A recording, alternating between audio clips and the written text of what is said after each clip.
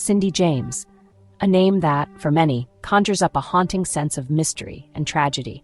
Her name is etched in Canadian true crime history, a symbol of a case that has baffled investigators and gripped the public for decades. Cindy was a nurse in Richmond, British Columbia, known for her compassion and dedication. On May 25, 1989, she vanished without a trace, leaving behind a life filled with both hope and fear. Her car was found abandoned, groceries still inside, a smear of blood on the door. Her wallet and keys were missing, as if she had simply disappeared in the middle of an ordinary errand. The scene was ominous, a sudden, violent interruption of an ordinary day. It was as if time had stopped, leaving only questions in its wake. For nearly 2 weeks, there was nothing. No ransom note, no sightings, no phone calls, just a heavy, unsettling silence that grew with each passing hour. Friends and family waited, hope fading with each day. The uncertainty gnawed at them as they clung to the possibility of her safe return. Police, already familiar with Cindy's history of bizarre incidents and previous threats, began their search in earnest, combing through neighborhoods and retracing her last known steps. On June 8, 1989, the search ended in heartbreak. Cindy's body was found in the yard of an abandoned house, not far from where her car had been left. She was hogtied, her hands and feet bound tightly behind her back, a black nylon stocking knotted around her neck. The scene was both shocking and deeply unsettling. The discovery was chilling, raising immediate questions. Could she have done this to herself? If not, who did, and why? Theories swirled, but answers were elusive. An autopsy found morphine and other drugs in her system, but not at a lethal dose. The presence of these substances only deepened the mystery. The cause of death was determined to be a combination of overdose, hypothermia, and asphyxiation. Yet the circumstances surrounding her final moments remained unclear. But the manner of death? That was the true mystery. Was it a carefully staged suicide or something far more sinister? Was it suicide, an elaborate final act by a woman tormented for years?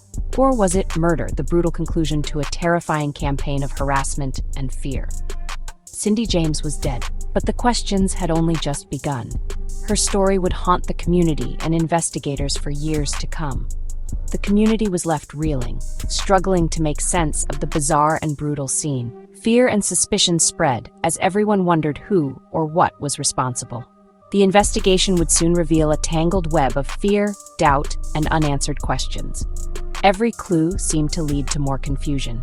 Cindy's story was far from over. Her life and death would become the center of one of Canada's most perplexing unsolved mysteries. The search for truth had only just begun. Investigators, family, and the public would spend years seeking answers, but the case would remain shrouded in uncertainty. The mystery of Cindy James was just getting started, and its shadow would linger long after the headlines faded. Cindy's ordeal began long before her disappearance. What started as a vague sense of unease soon spiraled into a relentless campaign of terror that would haunt her every waking moment. In October 1981, the first strange phone call came. Heavy breathing, silence, then a click. The chilling calls arrived at all hours, shattering the peace of her home. It didn't stop. The calls grew more frequent, more menacing. Sometimes, the phone would ring dozens of times in a single night, each call more disturbing than the last. Sometimes a low voice threatened her, whispering words that made her blood run cold. Other times, there was only silence, as if someone was listening to her breathe. Cindy, a psychiatric nurse, was used to stress, but this was different. She had helped others through their darkest moments, but now she was the one living in fear. Fear became her constant companion. Every creak of the floorboards, every shadow outside her window, set her nerves on edge. Soon, the harassment escalated. Prowlers outside, footsteps on her porch, fleeting figures in her yard. She felt watched, even when she was alone. She installed extra locks and a security system, but the sense of being hunted never left. No matter what precautions she took, the fear lingered. She told friends, family, and police, over and over.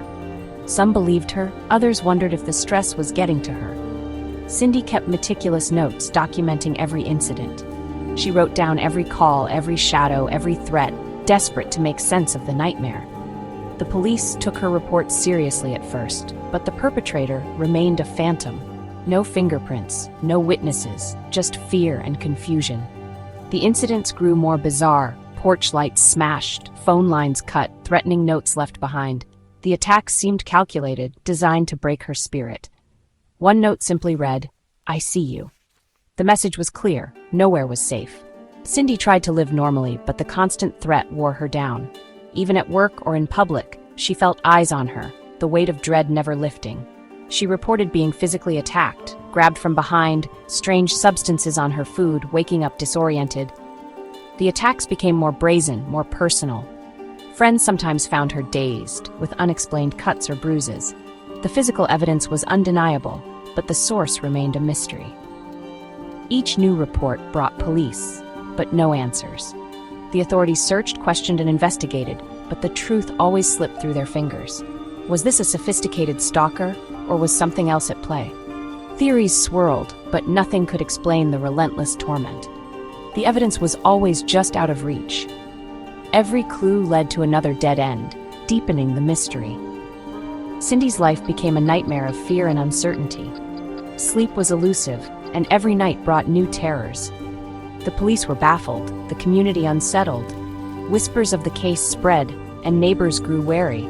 The question loomed, who was tormenting Cindy James and why? Was she the target of a cruel game, or was there something even darker at work? The campaign of terror would last 7 years. Through changing seasons and endless nights, Cindy's struggle continued. Cindy's world was shrinking, her sense of safety shattered. The walls of her home, once a refuge, now felt like a prison. The mystery deepened with every incident, leaving Cindy, and everyone around her, desperate for answers that never seemed to come. The harassment escalated, growing more sinister with each passing week, until it erupted into disturbing physical attacks that left the community shaken. Cindy was discovered in a cold, muddy ditch, dazed and hypothermic, her hands tightly bound, a black nylon stocking knotted around her neck. The scene was chilling, as if pulled from a nightmare. She claimed she'd been abducted and assaulted, but her memories of the ordeal were fragmented and unclear, leaving investigators with more questions than answers. These incidents eerily mirrored the circumstances of her eventual death: hogtied, ligatures, and not a single witness in sight. The pattern was impossible to ignore. Physical evidence remained ambiguous and inconclusive, making the police's job nearly impossible and fueling frustration among detectives desperate for a breakthrough. Meanwhile, the phone calls continued, silent, threatening, and utterly relentless, each one a reminder that Cindy was never truly safe. Cindy changed her number, went unlisted, and tried to disappear from the caller's radar, but somehow the calls always found her, no matter what precautions she took. Police tapped her phone lines, hoping to catch the perpetrator in the act, but the caller was never identified, slipping through their fingers every time. Then, the threats escalated further. Notes began appearing in her home, sometimes cut and pasted from magazines, always menacing and always anonymous. One note, more chilling than the rest, simply read, "Cindy, dear, you are dead." The message was clear and terrifying. The psychological toll on Cindy was immense, leaving her isolated, anxious, and constantly on edge. Despite everything, Cindy fought to maintain some sense of normalcy, but the spiral of fear was inescapable, shadowing her every move and decision. The attacks left everyone, her friends, family, and the police, grasping for answers, desperate to understand who was tormenting Cindy and why, but the truth remained just out of reach. The RCMP poured years and resources into Cindy's case, over 100 documented incidents. Surveillance, stakeouts, interviews, yet no one was ever caught. The lack of evidence frustrated both Cindy and investigators. Doubts crept in. How could so much happen with no trace? Theories abounded: her ex-husband, a stranger, a former patient, but all led to dead ends. Some officers began to suspect Cindy might be responsible for some incidents, consciously or not. The investigation turned inward, questioning her own experience. Evidence like self-tied knots fueled skepticism. The line between victim and possible perpetrator blurred. The case became a maze of doubt and uncertainty. As the investigation stalled, Cindy's mental health came under scrutiny. She had sought psychological support, diagnosed with anxiety and possibly dissociative disorder. Police wondered if her perception, or even some incidents, were influenced by her mental state. During surveillance or hospitalization, the harassment sometimes stopped, only to resume later. Some evidence suggested Cindy could have been involved, perhaps unconsciously. The debate divided investigators. Was Cindy a victim of a stalker, or of her own troubled mind? The uncertainty only deepened the mystery. Cindy's family never doubted she was murdered. They saw her fear, her injuries, and the brutality of her death. The idea of suicide seemed impossible to them. They argued the drugs could have incapacitated her, allowing an assailant to stage the scene. The family hired a private investigator who also believed in murder. They criticized the police for focusing too much on Cindy's mental health. Their fight was for Cindy's reputation and for justice. The family's conviction kept the murder theory alive. In 1990, a coroner's inquest sought answers. Testimony revealed years of harassment, police skepticism, and Cindy's mental health struggles. Experts debated whether she could have tied herself up. The jury faced a mountain of contradictions and no clear answers. Ultimately, they returned an open verdict: cause of death unascertained. No closure for the family, no resolution for the public. The case became one of Canada's most enduring mysteries. Cindy's story remained a puzzle, unsolved and haunting. The inquest only deepened the sense of enigma. The truth remained elusive. Cindy James's case captivated the media from the start. Newspapers, TV, and later books explored every angle. Neil Hall's and Melanie Hack's books kept the story alive, each with their own perspective. True crime podcasts like Crime Beat brought the case to new audiences.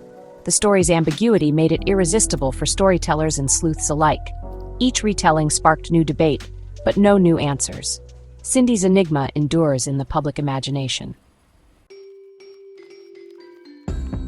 Decades later, the question remains: what really happened to Cindy James? Was she murdered by a relentless stalker, as her family believes?